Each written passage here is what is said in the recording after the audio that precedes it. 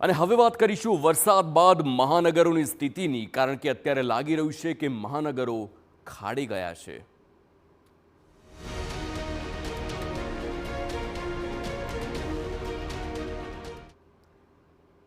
વડોદરા શહેરમાં ખાડા રાજના ટીવી9ના અહેવાલની અસર જોવા મળી। 2500થી વધુ ખાડાઓનો અહેવાલ રજૂ થતાં જ અધિકારીઓ દોડતા થયા। શહેરના તમામ રસ્તાઓ પર પડેલા ખાડાઓનું પુરાણ શરૂ કરવામાં આવ્યું। રસ્તા ઉપર પુરાણ કરવામાં આવતા જ વાહન ચાલકોને આંશિક રાહત ટીવી9 દ્વારા ગઈકાલે કરાયો હતો અહેવાલ પ્રસારિત। તો આ બે દ્રશ્યો આપની સ્ક્રીન પર જુઓ કે જ્યાં એ જે દ્રશ્યોમાં પહેલા દ્રશ્યોમાં જોવા મળે છે કે જ્યાં ખાડા જ હોય છે અને ખાડા પણ એવા કે સપાટી જાણે ચંદ્રની લાગે તે પ્રકારની બદતર પરિસ્થિતિ।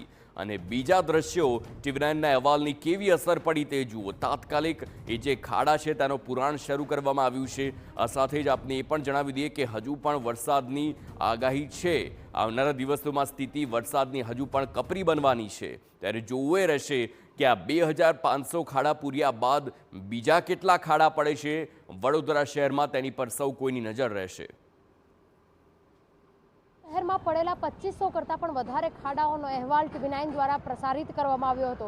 આ અહેવાલ રજૂ થયાની સાથે જ પાલિકાનું તંત્ર દોડતું થયું છે અને હાલ શહેરના તમામ જે વિસ્તારો પર ખાડાઓ પડ્યા છે તે તમામ વિસ્તારોના ખાડાઓ પૂરવાની જે કામગીરી છે તે હાથ ધરવામાં આવી રહી છે।